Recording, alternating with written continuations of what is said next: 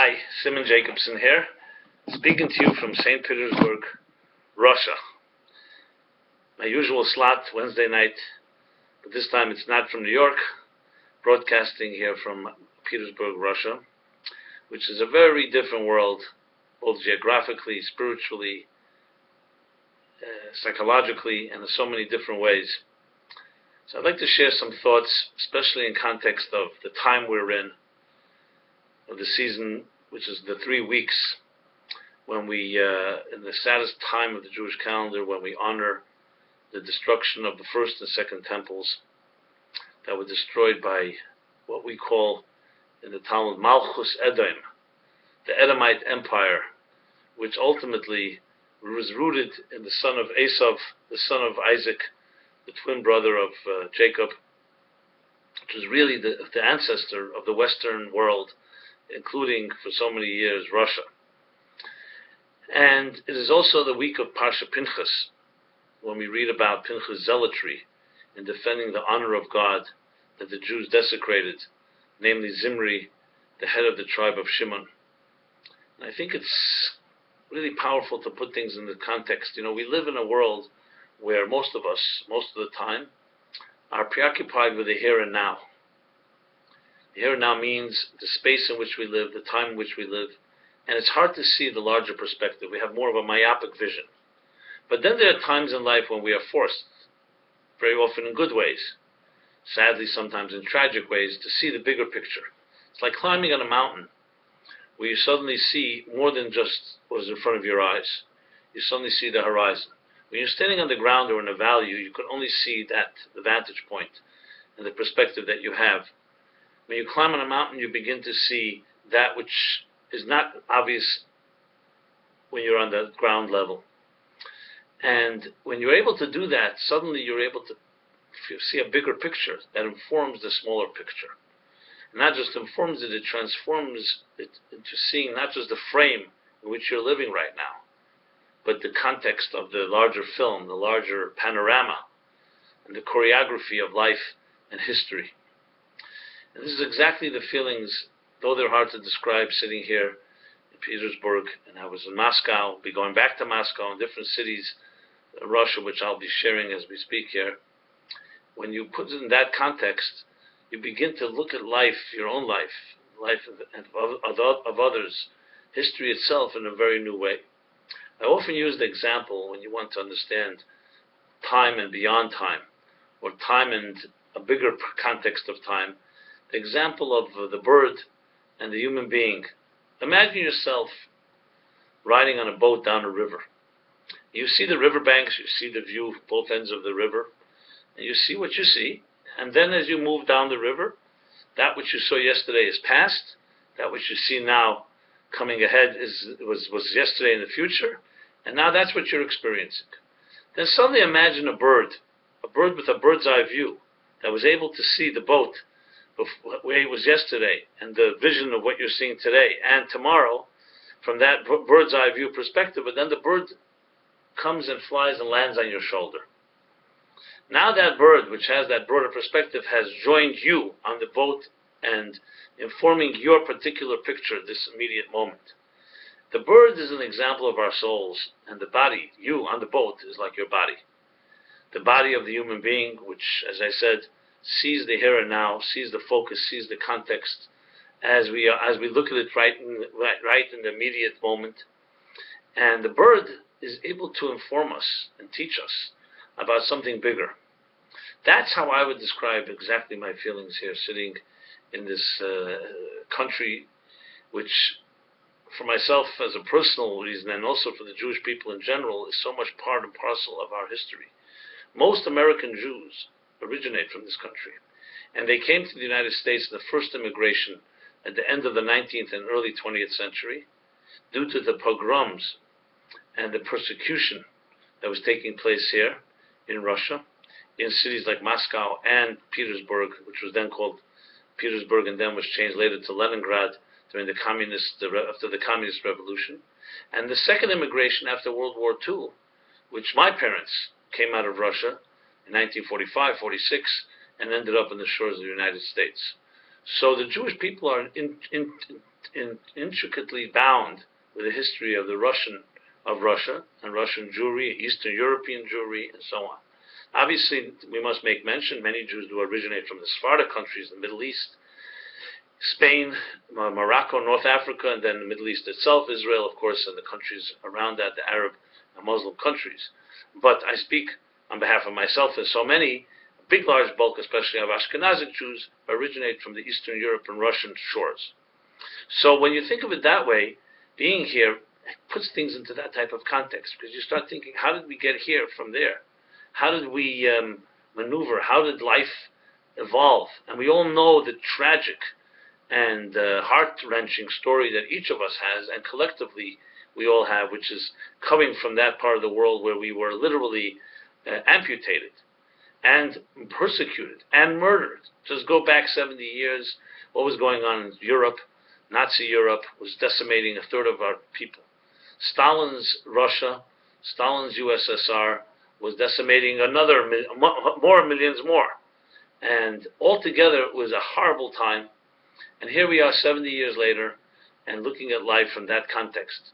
So when you think of it that way, you really get a bird's eye view, far more than you see when you're living in that here and now. And I'd like to share that, especially in context, as I said, of the time period we're in, the Parsha, the Torah portion we're reading, because all of it converges into an amazing lesson that can teach us about our lives, the compelling sense of urgency, and most importantly, our historical destiny, the power that we have to shape and define the future of our lives, of our family's life, and of existence itself, of the entire world.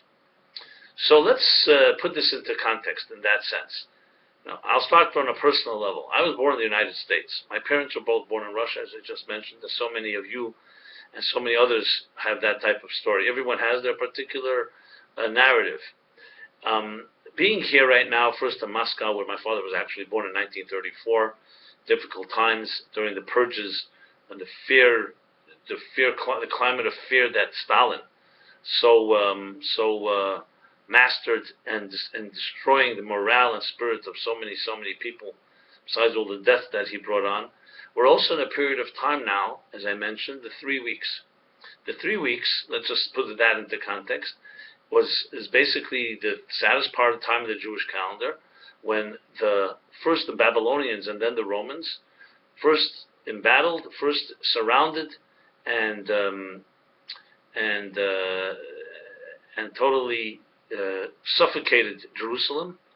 They breached the wall of Jerusalem on the 17th of Tammuz, which was last Shabbos, but we honored it in the fast of Sunday because it's on Shabbos. And they burned down the temple 3 weeks later on the 9th of Av, which again will be Shabbat this year, and we'll honor that on Sunday unless Mashiach comes in between. So we'll honor it as well, but then it will be a great holiday, not a fast day. So this 3 week period, which goes back almost 2,000 years from the Roman destruction and 2,400 years almost from the Babylonian destruction, it symbolizes and captures so much of our history. Now, what exactly did happen in this period of time was that it wasn't just the destruction of the temple, it was also who did it. The Shalor writes that the month of Av, which is coming shortly, which is the beginning of the 9 days that comes after this month of Tammuz, Av is a acronym for Edom Bavel. Aleph Beis, Edom Bavel. What's Edom? If you look in the Bible, you'll see that Edom is the empire that is identified with Esau, the twin brother of Jacob. Edom, the Edomites. Bavel is, of course, Babylon. The first temple was destroyed by Bavel. The second temple was destroyed by Edom, by the Romans, who originate. Rome was a grandson of Esau, as Rashi says at the end of the chapter by Yishlach, that one of the grandchildren of one of the ministers, leaders, kings that reigned, that from Esau's grandchildren was named Magdiel, and Magdiel Zuremi. So the Roman Empire originates from Edom, and Babylonians were the ones that destroyed the first temple. Now, when you think of it that way, you see that what happens, that we honor this 3 weeks, is something that goes back thousands of years. Literally, thousands of years. What is the symbolism? That the fact that the twin brother of Jacob, Esav, his older brother, is battling with Jacob to the point that it would ultimately express itself, and spell it out in the destruction of the temple. That demonstrates what it says in the Bible, that when Rebecca had her pregnant, but she was pregnant with her twin children, it was a difficult pregnancy. So she asked God, "Why is it so difficult?" And the response was, "Malum malum yemetz, malum yemetz." You have two nations inside of you that are battling, and when one will rise, the other one will fall. So Esav and Jacob represent two archetypes, two forces in this world. That wouldn't just play itself out in their time, it would be two nations. That till the end of time, until the final days, there would be these battles. So Edom, Esav, represents essentially the Western Roman Christian world, which of course for so many years was Russia. Russia epitomized, Edom was the superpower that epitomized that power, and look what they did. They persecuted Jews.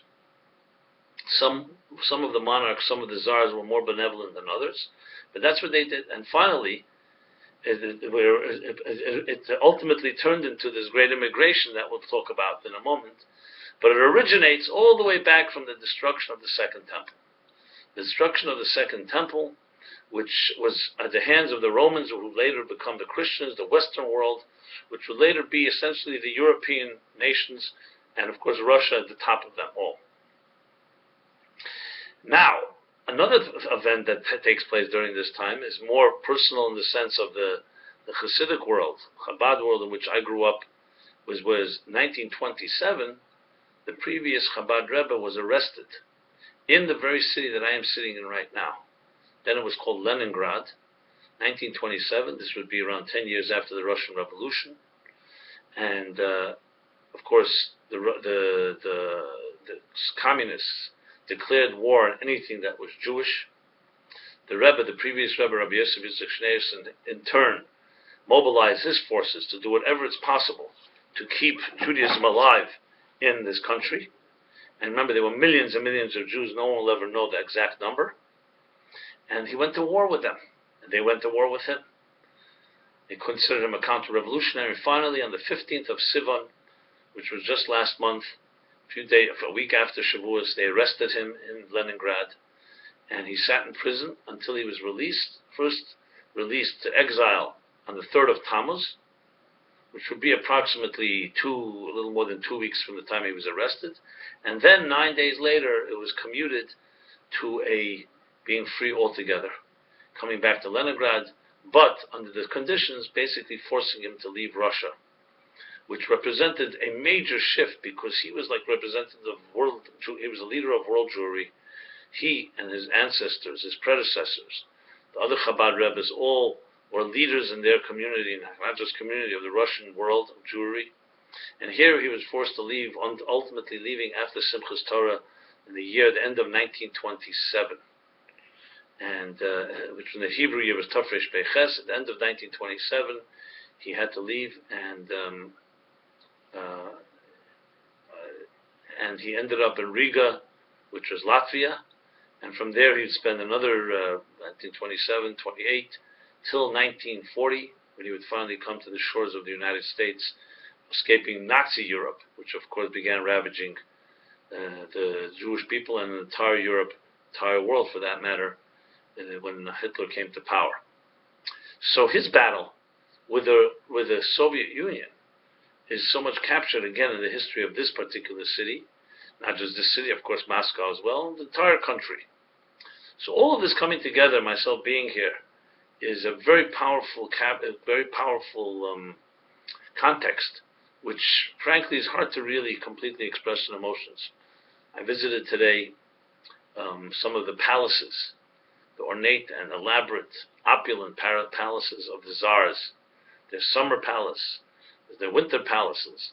There's the museum, the Hermitage, one of the greatest museums in the world that captures so much of their wealth, and just it's mind-boggling how much power they exerted, and how they used their own slave laborers, which were the serfs, and the other ways that they used the natural resources of this country to just accumulate tremendous amounts, obscene amounts of wealth.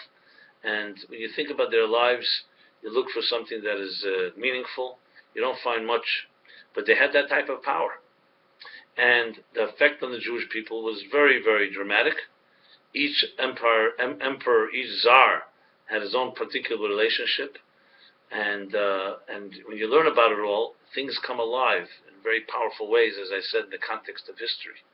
So this convergence of the Babylonians and then the Edomites, the Romans, destroying the temple, and the challenges in the modern day, 18th and 19th, 17th, 18th, 19th century Russian Jewry, all comes together in a very fascinating context. Now, the end of the story, as we know, at least the frame that we are right now, is a happy ending.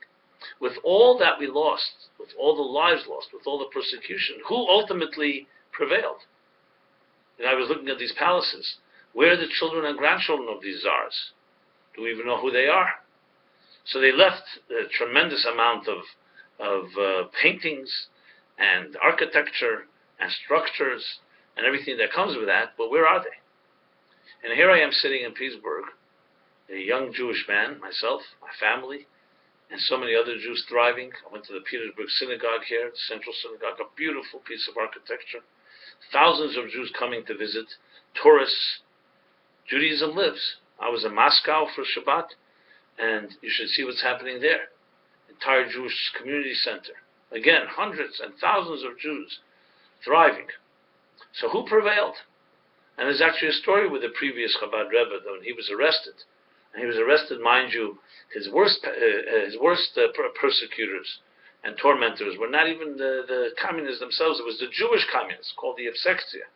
And they spoke to him in Yiddish, and many of them were grandchildren of Hasidim, that were Hasidim of his grandparents, of the Rebbe's grandparents. And they said to him, Rebbe, stop being so obstinate.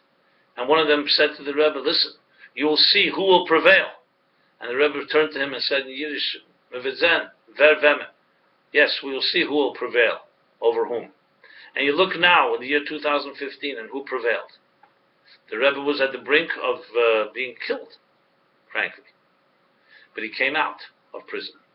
And though they broke his physical body and his health, he ultimately came to the United States in a wheelchair in 1940 and rebuilt his community, not just his community, the entire Chabad movement, and rebuilt Judaism. And look what's happening today, especially back in this country. There are no words to express the actual realization of something. Who would have thought in 1927? And then when you go and turn the clock forward, what Hitler did, that Jews would be thriving, that we'd be able to sit and speak about it. And I'm here right now broadcasting from this city called Petersburg, which was the capital of this country for so many years, and back and forth until the communists turned it back to, from Leningrad back to Moscow, sitting here and talking about all of this. So when you think of it in that context, yes, the Romans destroyed the temple, as did the Babylonians destroy the first temple. Esau has been fighting with Jacob from the beginning of time. But who is right now in a position that can say, we know who our grandparents are? We are children of people who paid prices, some of them who lost their lives, others who came over to the United States, and are able to celebrate the spirit, the tradition, the heritage of our people. This is a sign of eternity. And when you taste eternity, it is very difficult to not be overwhelmed. Because as I said, we live in the here and now. Things are so temporary. Things are so short-lived. Things are so impermanent. Here is a permanence. And you see a context, you see a choreography that is far beyond the scope of any one of our minds. The bird's eye view. The bird's eye view of things coming into context. And let me put it even more bluntly. Today we were going with our family to visit, as I said, some of these palaces, the museum, and so on. And we were listening to the story of what exactly took place. It's fascinating to see how the Jewish people always played a tremendous role. But I want to just focus on a few things. When the first Jews came to the Soviet Union, then it was not the Soviet Union, to the Russian Empire, they came as merchants, as business people. They were immediately discriminated against, of course, as the killers of Christ. They are always seen as being an enemy. So they were put into what they call the Pale Settlement, certain boundaries they were not allowed to cross. But then things began to evolve because the Jewish people and the Jewish merchants, I'm sure, brought success, and they demonstrated their own ingenuity and their contribution to the welfare and economy and and other benefits that they brought to the Russian people. So different czars were more benevolent and gave them more rights and so on and so forth. Then finally, when it came to the Russian and French war, the Russo-Franco War in 1812, and Russia was the only nation, empire, that was able to stop Napoleon's march on the world. Then Alexander was the king who was then the king of the Emperor of Russia, the Tsar of Russia, I should say. He recognized that the Jews had helped support him, and they had actually helped him. So he recognized that and began to give them more rights, and so on. This too has a connection to the Chabad movement, because the Alter Rebbe, who sat here in prison as well in Petersburg, we call it Peterburg. As a matter of fact, in Hasidic terminology, it's seen as a watershed moment from the time that the Alter Rebbe was arrested and sat in Petersburg to the time that he left prison. It's called before Petersburg and after Petersburg. Is considered to be a different shift in the spreading of the mystical teachings of Hasidus. But let's not rush it. Let me go back a moment and put it into context. So the Alter Rebbe, of course, Rabbi Shneur Zalman of Liadi, he represented introducing to the world the context of spiritual mystical teachings of called Hasidic thought that he received from his teacher, the Maggid of Mizrich, who received it in turn from his teacher, the Rabbi Baal Shem Tov, the holy Baal Shem Tov, which was in the line of tradition going back to the Holy Arizal, and going back to Rav Shimon Bar Yochai, the mystical teaching. Now, what was the purpose of these teachings? It was to reintroduce, on a mainstream level, the soul of Judaism, the spirit, recognizing that new winds are blowing in the world, winds that could bring assimilation, winds of the modern world, with all its blessings, would also bring many challenges. And recognizing also that we're coming closer to the fulfillment of the realization of the destiny of the world, the Messianic age, they began to reveal these inner teachings, which are really tools, a blueprint for how to integrate spirit and matter in this highly materialistic universe. And for the different reasons, there was a challenge in heaven and on earth to Rabbi Shneur Zalman's activities in spreading this, in providing this formula we'll call for total fusion between the matter and energy, matter and spirit. As a result, he was imprisoned, and then it's seen, this imprisonment, as a type of challenge to his approach, and then it was a vindication when he was freed from this prison. So we went to see the prison today.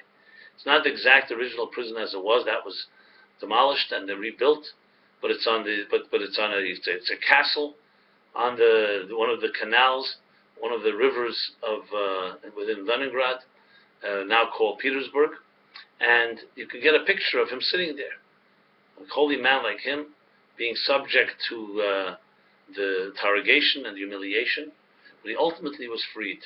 And with his freedom came more than just freedom. It came a new stage, a new era in the integration of spirit and matter, which at the end of the day is really the real battle between Jacob and Esau.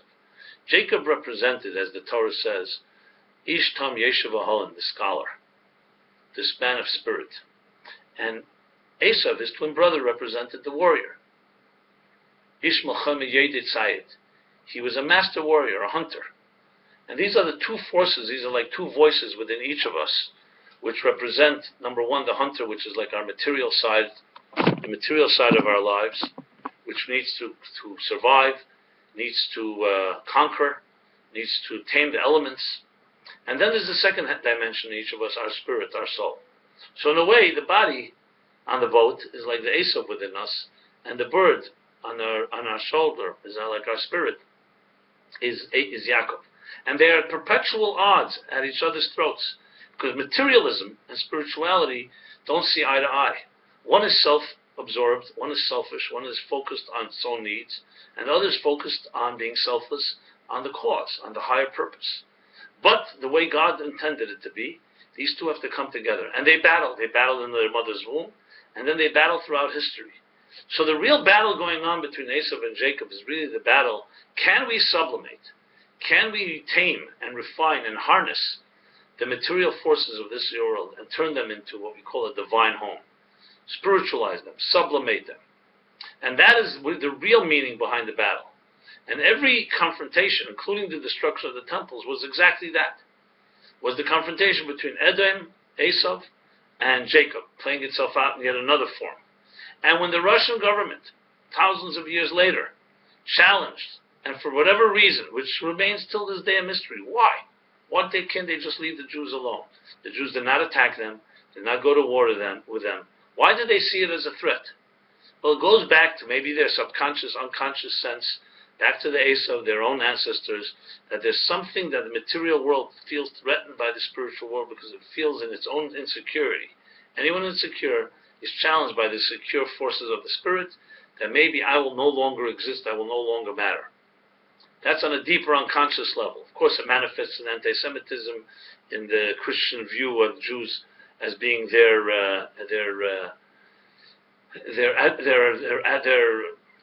mortal enemy from the beginning of the time of when Christianity was born.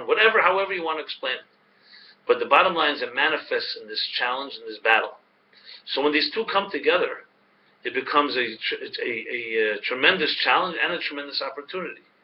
So the Alter Rebbe, Rabbi Shneur Zalman, when he was sitting in prison, this was another one of the confrontations. His whole life was driven by introducing the soul and the spirit into the universe for the Jews, for the non-Jews. And as a matter of fact, as a result of that, he actually sided with Alexander in that war against France. Why? Because he felt that though the Jews may be more oppressed materially and live in greater poverty under the Russian Empire, under the Russian leadership, but they would be spiritually more intact. Whereas Napoleon, though he was offering fraternity and freedom, it would spiritually decimate the Jewish people.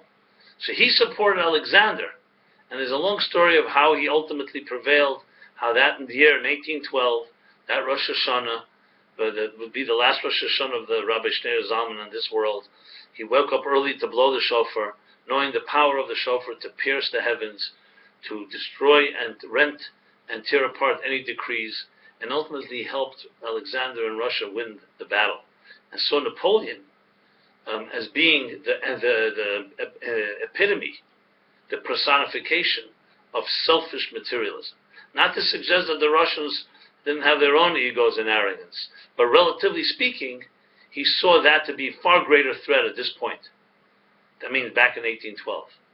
Years later, in 1992, the Rebbe, the seventh in line from the Alter Rebbe, would say that now we've come to a point, and using Esav and Jacob as an example, which I'll explain in a moment, now we've come to a point where we can reconcile. We can enter France. We can enter the Western world. Even its reincarnation in its most self-worshipping sense. Whereas Alexander and Russia, for all its faults, still believed in a God. They were religious in some way. It was not always pleasant for Jews, and very often very unpleasant. Whereas Napoleon was denying the godly element, was saying we were self-made, which was a far greater threat. Now, what did the Rebbe quote? The story goes, Jacob and Esav, after years of their conflict, and Jacob having to escape from Esav's wrath, who wanted to kill him for taking the blessings and for taking the first birth right, and so on. 20 years later, they meet. Jacob senses that and sees that Esav is ready to go to war with him. But he prepares himself for war with a prayer, with a bribe to appease Esav, and he prevails. Esav is appeased. And then Esav says to him, okay, now, after we've embraced, now that we've embraced, why don't we come live side by side? Wasn't Edom, the Aleph of Edom, Rome, come live side by side with you, my brother, Jacob. And Jacob answers, you go ahead, my brother. Adonai Se'era, you go ahead, Edom. We're not ready yet. The children are young, the sheep are tender. We will come slowly. So Rashi asks the question, why is he lying to him? He knows he's not going to follow him ultimately. Rashi says, yes, he will. At the end of days, Hashem Edom will live side by side and in peace with Yaakov. But at that point, Jacob recognized they were not ready, because Esav was too dominant, too aggressive. The material world was too powerful for the sensitive and tender spirituality that was just becoming cultivated and just beginning to blossom. It would take years until we'd be ready to live side by side with Esav. And in 1992, Pasha Vayeshev, the Rebbe, the seventh from Rabbi Shneur Zalman of Liadi, made that statement that now we are ready. So the Alter Rebbe sensed that there was still an element of difficulty dealing with that part of the world, and now we are ready. But because the Alter Rebbe and others supported Alexander, and they did help win the war, that created a certain opening for Jews to begin to thrive in Russia. They opened the doors. Some of the laws were relaxed, and Jews began to spread and proliferate throughout Russia. Then, of course, in time, every generation had its own czar. Some czars were more anti-Semitic than others. Each one found their own way of dealing with this. But as the time passed, there were new czars. And then I'm not going to go through the whole history, but the next main event was in the year 1882, when Alexander II was assassinated. And he was actually kind to the Jewish people, but once he was assassinated, his son, Nicholas, decided and determined now to make the Jews a scapegoat, and they formally announced official anti-Semitism. That was when the pogroms began to really grow. This would be 1881, 1882. The next 20 years would be horrendous. But everything is interesting. When you look at it again, from the moment it was a terrible tragedy, and still a tragedy, but there was something interesting that happened. As a result of that came the first immigration of the Jewish people from Russia to the United States. Everyone's familiar with the pogrom in Kishinev. This would be 1904, 1905. Other pogroms in Odessa and other cities. And the Russians encouraged the Jews to leave.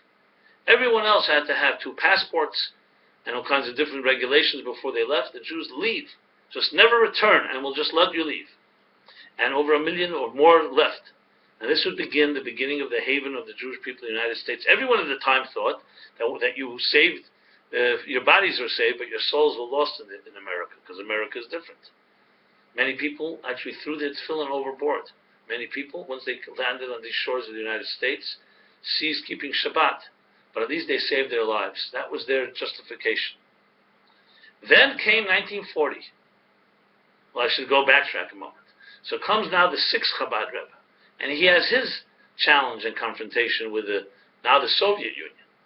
One of the reasons many people say that the revolution happened, the Russian Revolution, was because of the Tsars and the Russian government's persecution of the Jews, because then Nicholas II, who ultimately would be overthrown and killed by the Bolsheviks, they continued this policy of official anti-Semitism, official persecution of the Jews. Many of the Jews became part of the new Communist Party. So an interesting twist, that this persecution that suddenly increased and accelerated became part of the undoing of the Tsarist regime with the birth of the Bolsheviks, which many people say was going from the frying pan into the fire, because the Bolsheviks were even more oppressive of Jews. And at that point, in 1920, the 5th Chabad Rebbe passes away. His son, Rabbi Yitzchak, takes over and has to deal with the persecutions. Now, he was living at the time in Rostov because they escaped from the city of Lubavitch because of the war that broke out. This we're talking about in the years 1915, 16, 17. And they lived in the city of Rostov. But then, in 1924, the previous Rebbe, Rabbi Yosef Yitzchak, moved to this city where I am right now, which then was already by then renamed to Leningrad. After we went to visit his apartment, 3 years he lived there until he was arrested, as I mentioned earlier. So the confrontation just began to evolve and accelerate in new ways. Then he would in turn end up in 1940 coming to the United States and declaring America is not different. Whatever we had there, we're not just here to save our bodies. We can have the entire integrity, preserve the integrity of the Jewish soul, preserve the integrity of the soul of the entire world without having to compromise it, just in the name of freedom and comforts. And that's what he did. He declared that you're able to bring those two worlds together. And as I said, in 1992, which was literally 1 year after the Soviet Union collapsed, bloodlessly, the Soviet Union, which for 70 years those Bolsheviks persecuted Jews especially, and the world in general in many ways, that suddenly collapsed. 1992, the Rebbe made the statement that now we're ready to live side by side. So think of it that way. You see an unbelievable panorama of events and how it all comes together in these 3 weeks that we're talking right now, that with all the challenges, with all the pain, the loss, the killings, and so on, there's the end of the story. We're coming to the end of the story, which is a good ending. This doesn't justify it, but it puts things into context, into perspective. These are feelings as sitting here in Russia, sitting here in Petersburg, Moscow, the other cities that I'm visiting. This is all comes together. You see literally before your eyes these shifts. And above all, you see with your own eyes the growth and the success in the prevailing of Jewish life. And when I say Jewish life, I also mean in the sense of spiritual life. And that was the Alter Rebbe 7 generations ago. And was the last generation, the previous Rebbe. All the prices they paid, even though they had to suffer. And the Alter Rebbe died prematurely as a result of his battle against Napoleon, the spiritual battle. And Rabbi Joseph Isaac Schneerson had to leave this country. But at the end of the day, who prevailed? It is Jacob that is thriving and ready to reconnect and reconcile and join hands with Esav in peaceful ways. This is what you see when you come to this place. Now, of course, when you read books and you read the newspapers, but it's not like seeing it literally, walking the streets here and seeing the buildings, seeing the places where Jews had to hide, seeing the places where they were arrested, where they sat in prison, knowing the history. And at the end of the day, what I really see is going to these palaces. All you see are buildings left. There are no souls left. There are no people left. None of their children, none of their grandchildren. It became museums. It became places where thousands of people come to visit and marvel at all this opulence, at all this wealth, at the art, the construction, the precious stones that this country is so rich with. Every substance, literally, how the different emperors and the different czars, I should say, and czaresses, both each of them, what they had their way, their preferences, and whether it was gold or it was wood, or it was this material or that material, all to show off. Today when we went to the Hermitage Museum, considered the second greatest museum in the world, or Europe at least, they told us that there's over 3 million pieces of art, of objects there. And when we entered, the guy tells us that this was made to impress. That's what it was made to impress. Let me tell you what impression it left on me. The impression it left on me was that none of them are here. Their children are not here. Where's their legacy? Yes, it's made to impress on a material level. You see unbelievable amounts of gold and silver and all the different materials. I can't even mention them all. And the different colors. All very beautiful. But where is their legacy? Jacob's legacy lives on. And seeing all that, walking in these footsteps, and knowing that my grandfather, who I'm named after, my namesake, was arrested in Moscow in approximately 1938. And I'm here right now, back here, talking about it. You tell me what feelings that evokes. And every one of you, every person on earth, has their own trajectory, has their own story. Everyone has that bizarre journey where we began in one part of the world, went through the Holocaust, or went through Eastern Europe and Russia, or went through the Middle Eastern countries, and suddenly is where we are right now. No one today, wherever they're living, is probably a native that goes back 200 years. Your grandparents or great-grandparents came from a different part of the world. The fact that we're alive, what we call a burning ember, ud mutzel me'esh, like an ember that remains smoldering even after the building burns down, is a sign of eternal life. So we carry great responsibility. And by understanding the context, you know what this tells you? That nothing is impossible. No one could have written such a script. The obituary of the Jewish people was written many times, both in the former Soviet Union, the Bolsheviks, the Tsars, the pogroms, then of course later the Holocaust in Nazi Europe. And here we are. Look at Israel. A renaissance. Our greatest challenge is apathy. The comforts that we have today, we don't have to fight for them. It can also be our undoing. And that's where we have to wage war to make sure we don't become apathetic. You come to a country like this, you feel it, you sense it. You sense the need for that type of urgency. But everyone can fall back gravitational pull of our comfort zones, of the status quo, is very intense. So here we are, living in a modern world. I bring you warm regards from a country like this, and I see it going beyond the externals. You see the long history, the unbelievable history, that we're able to have survived it all, not just survive, thrive. And we're witnesses, living witnesses, that we can say that no matter what was done to us, we became stronger for it. As they were oppressed, in direct proportion to their oppression, they proliferated, they grew, they thrived, they blossomed. This is the story of the general collective story of Russia, America, the rest of the world, and our own personal story. And it's the story of the 3 weeks. The 3 weeks are sad days, but they're meant to be a catalyst, a springboard for great growth. So yes, we have certain limitations. We honor what happened in the past, but above all, we have to remember where it's going to the future. There's an expression in the book of the prophets say that Maimonides cites it. That may these days be transformed to days of celebration and holidays. Which what it means is not just that they will be eliminated as days of pain and suffering and loss and grief. They will actually be transformed. How do you explain that transformation? Why transformed? We'll all be very happy if it just disappeared. Because there's no such thing as disappeared in Jewish thinking. Everything that happens has to be redeemed. A sad experience, it's not enough that a sad experience ends because it never is redeemed then. It's never justified. The only way we can redeem it is by taking that energy, that negative energy, and turning it into something positive.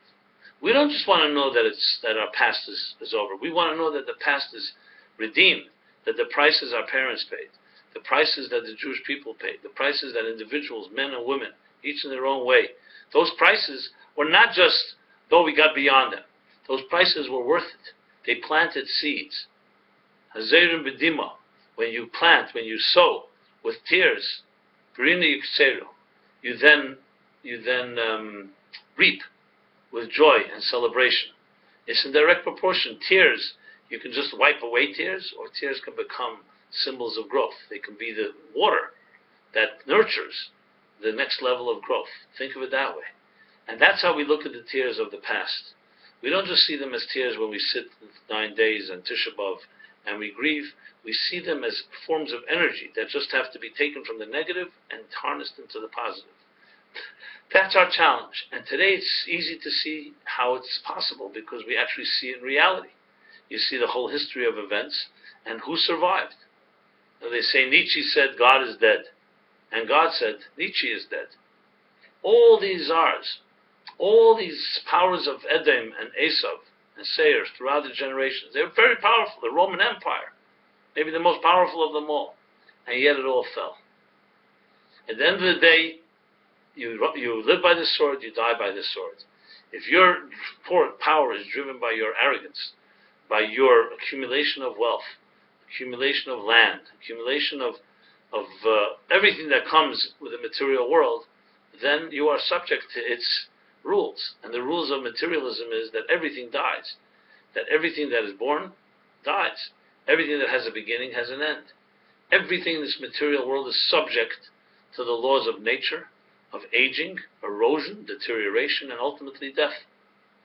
The only thing that's not subject to that is something that wasn't born in the first place, and that is the divine, the spirit. Spirit cannot die. And that's what all this demonstrates. When you see this, is the victory of the spirit.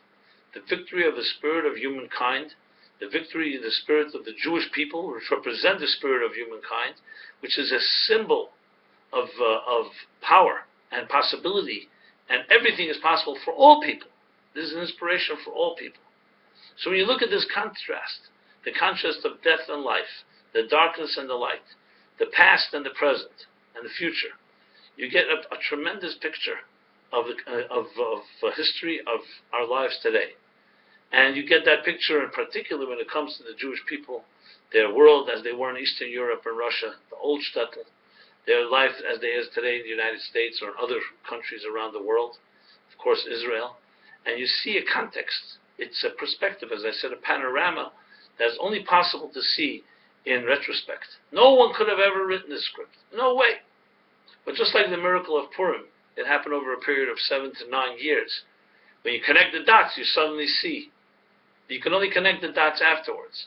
When you look back, you say, this event, that event. Same thing here. You look into the whole story. Walk in the streets here of Petersburg. Walk in the streets of Moscow, or the streets of Lubavitch. I was in Lubavitch, a city of 102 years where Chabad Hasidus thrived. Then the city of Rostov, where the Rebbe, as I said, the fifth Chabad Rebbe escaped, which will I'll be there tomorrow. When you look at it all, and you put it in the context of the United States, New York, all the other cities of the world, you get a tremendous picture of the divine hand, the invisible divine hand, that by divine providence leads the footsteps of human beings and puts them into a context that allows us to appreciate, even in our own personal lives, never to give up, never to feel resigned, no matter what little twist and turn you may go through. Sometimes it's more painful than others. What better inspiration? Look at the collective history. Everything is possible. As long as you continue to fight with your spirit and you hold on to that which came before us, the power of that heritage, the power of our tradition, you're able to do anything, as explored with Rabbi Primishlan, that when you're tied above, you don't fall below. That's part of the feelings. As I said, very, very hard to express, because while you're going through it, it's difficult to step back and be a journalist and try to comment. But being that I always give my Wednesday night class, I did not want to stop the class. On the contrary, to me this is an inspiration to come back to New York. And wherever anyone may be, wherever you're listening to this, is to transform our lives, to stop being satisfied with the status quo, to not just satisfy ourselves with minimum, just with the minimum amount, but to use our freedoms, to use the gifts we were blessed with, to use all the prosperity, the comforts, the freedoms, to turn this into a true spiritual revolution, the true revolution. And Jacob and Esau can live side by side, as the Rebbe said in 1992, literally a year after the Soviet Union fell, in a peaceful way. That they could live side by side because we could create a total fusion of matter and spirit. So now back to the chapter of Parsha Pinchas, and connecting it all to that. There again you see the same confrontation. In the last chapter we read about how Balak of Moab, yet another nation, a Moab who hires and commissions Balaam, the great prophet, the non-Jewish prophet, to curse the Jewish people. Instead of cursing them, he ends up blessing them 3 different times, with not only plain blessings, but with the greatest of all blessings, the blessings of Matoivo Alecha Yaakov. Look how beautiful are the tents of Jacob. Blessings of Darach Kechav Yaakov, that a star rises from Jacob. He actually prophesizes the messianic prophecy. Balaam, of all people, not Moses, Balaam. There you see transformation. From darkness transformed to light. But then comes the little caveat at the end of last week's chapter. Balaam is unable to curse the Jewish people, as he says to Balak very clearly, I'm a prophet of God, and I can only say what God tells me to say. And 3 times he tries to curse them, and God puts blessings in his mouth. But then there's a final curtain call. Balaam says to Balak, listen, these people are chosen people. They're a special people. God will protect them now and throughout history. If you want to get to them, you have to get them to become their own enemy.